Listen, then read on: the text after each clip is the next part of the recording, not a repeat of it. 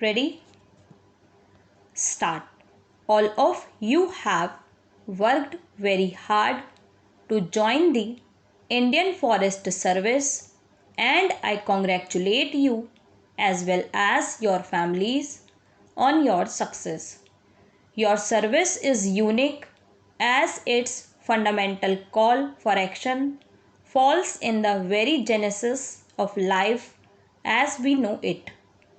You are joining a service that has been at the forefront of scientific management of nature, forests, and wildlife, and that has a rich legacy.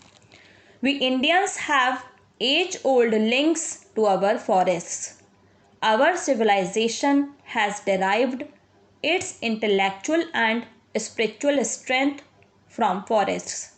For us, forests are not merely a resource, but they form part of our cultural, spiritual, and intellectual heritage.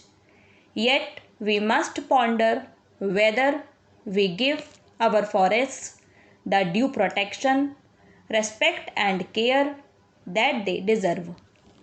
We need to do this not for the sake of forests, but for our sake and the sake of life on our planet. Two key ingredients that contribute to a nation's power are its natural and human resources. In natural resources, India ranks among the top mega diverse countries of the world. Its 10 biogeographic zones and 16 climatic forest types represent a wide spectrum of natural ecosystems. India's biological resources are not only economically important, they also bring invaluable ecological benefits. Today, we are more aware than ever about the major threats posed by environmental degradation, depletion in forest cover, and above all, global warming leading to climate change. We are witnessing heat waves, rise in temperature and sea levels, flooding, melting glaciers, change in weather patterns, coral reef bleaching, and so on. These are signs of a mighty challenge posed to entire humanity. We need to act now with all seriousness and with the highest intent.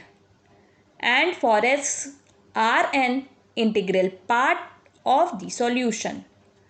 Earlier this month, a research paper was published in the journal Science. It suggests that if global forested area is increased by one third, it could help mitigate two-thirds of the carbon that has been emitted since the dawn of the Industrial Revolution. We also know that watersheds with good forest cover insulate areas from droughts and enhance productivity of agriculture. Wetlands protect coastal areas from cyclones and tsunamis, protect our water resources, and support rich flora and fauna. Grasslands support variety of animal species, prevent floods, and are important for rural economy and livestock.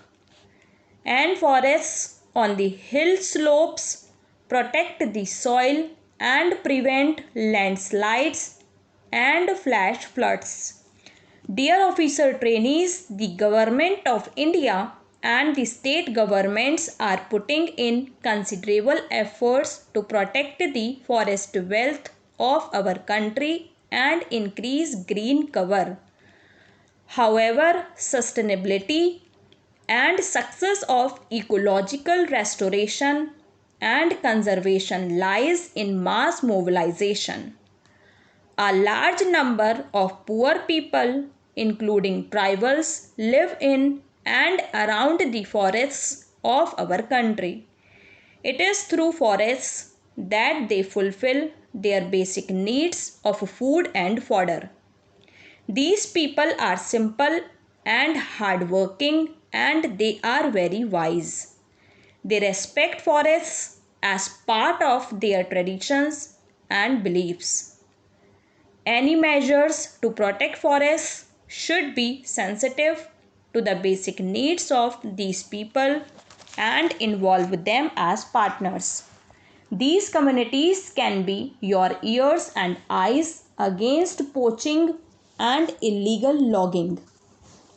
You need to guide them and reassure them about their forest rights and their safety.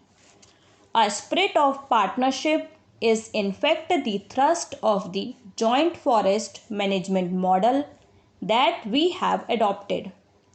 It envisages working with local people and communities in the management of forests. Linking livelihood opportunities with conservation efforts is important for ensuring effective participation of local people. Your programs must be linked with the livelihood needs of the local population, improving the resource base that is continuously under threat. Once people and communities are involved in forest management efforts, the solutions you seek shall become more sustainable and effective.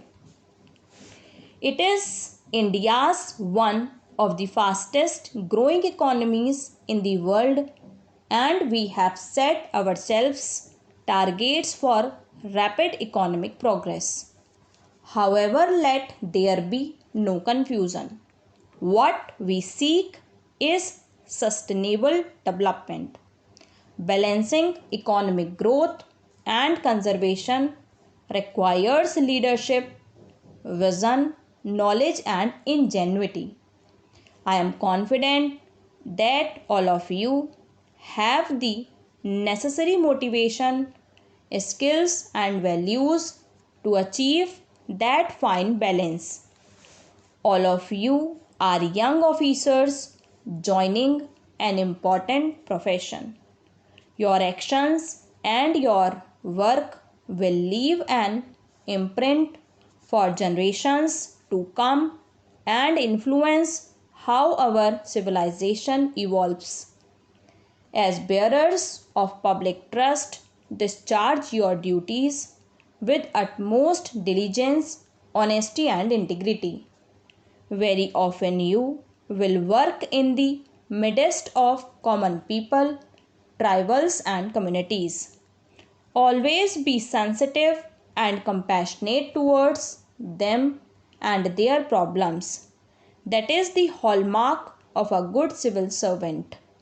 Your success will be judged by the way you conduct yourself in your long career. I am glad to be here at an event that commemorates two different but in a sense related landmarks for the Supreme Court of India and for the delivery of justice in our country.